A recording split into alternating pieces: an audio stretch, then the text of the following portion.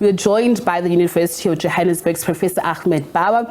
Professor Bawa, thank you so much for joining us on SABC News. I think for me, what stood out, the appointment of the DA's Siviwe Kwarube to the Department of Basic Education. I mean, this is a party that is opposed to the Bella Bill. We saw SATU, the union, expressing its concerns about the DA's education policies and what they think of it. Is it not interesting that the president had actually appointed a member of the DA to a ministry like this, knowing very well that the party is actually opposed to the Bella Bill? Yeah, first of all, thank you very much for having me, Natasha. And look, I think that we all know, that the basic education is really at the foundation of all of the education system in South Africa.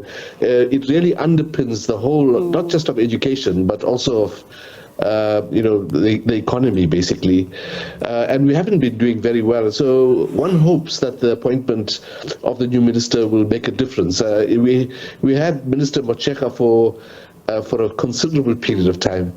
And, while we had these incremental increases in the number of young people that matriculated, what we also seen is disastrous performances in international benchmarks and so on. I mean, also what happens now? I mean, the DA has been very critical of, the pass rate, not only of matrics, but just in general of, the basic education sector. What does a person like Siviwe Kwarube actually bring to a department like this? She's young. Yes, she's been described as energetic. Yeah, I think that's the main, perhaps the main, benefit, I guess, is just the energy.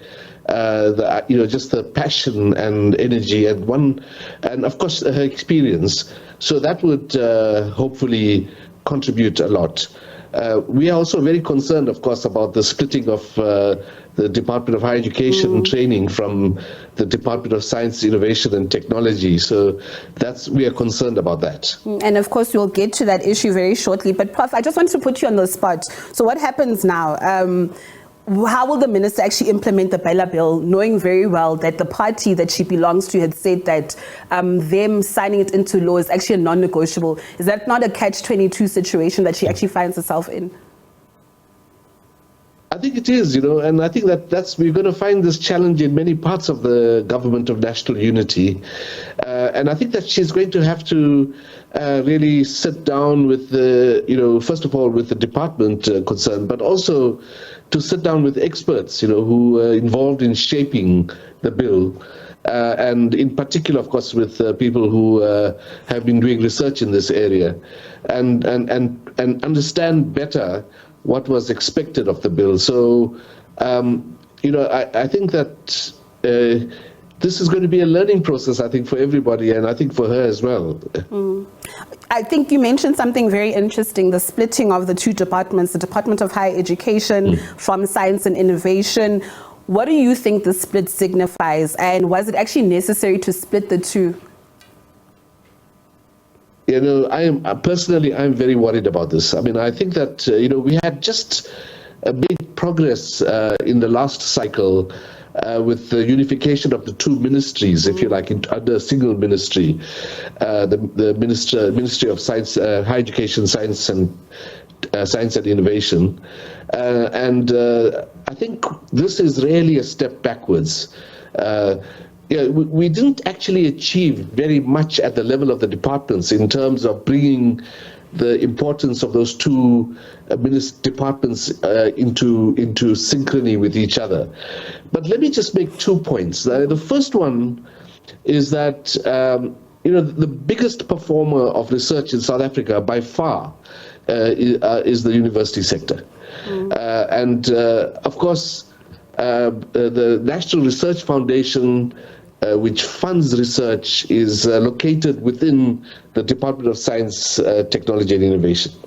So immediately, there's a kind of a discord there, if you like. We would have liked much more to have had them in a single ministry where they could work with each other, like has been the past over the last 5 years. So the second point to make is that there's an intricate relationship between postgraduate education, the production of a new generation of scientists, and the performance of research. So, so we are concerned, I mean, I am concerned at least that might be a problem as we head into the future. And then at the innovation end, there's also a challenge because we have a very deep chasm between the production of research and the production of innovation and commercialization of research.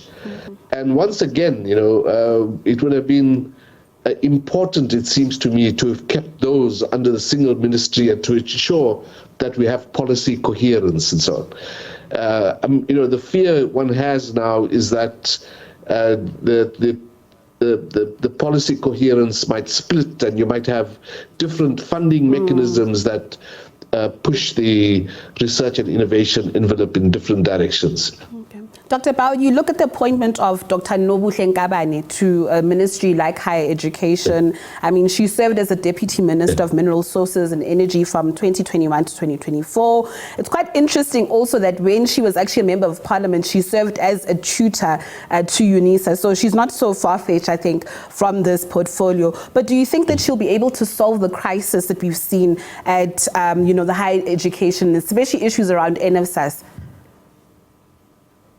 Yeah, I think there are two or three, challenges that face her. I think the one is clearly NSFAS, and that's something that we need to get right. I mean, it really has a dramatic impact, not just on the pass rates and so on, but on individual students, and that's something that we have to get right. And she'll have to, I think, focus very hard on what needs to be done, if you like, and that's going to be one of them.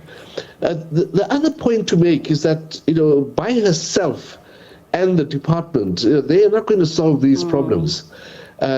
She will have to work with the universities, she will have to work with the business sector, she'll have to work with the student organizations to solve the challenges that the higher education system faces. And there are many challenges, and in particular, one of them, of course, is the issue of funding. The funding of higher education has been in the doldrums for quite a while now. And so that's going to be one of the challenges, I think, that she faces, which is to make the right kinds of argument for investment in higher education. Just to give you, one little statistic, we produce about 200,000 graduates a year, and one of the big challenges, of course, is to try and understand how to take that number up. That number has been flat for many years now, for 5 or 6 years, in fact. So the one challenge we do have is to understand how to widen access and how to grow the throughput rate.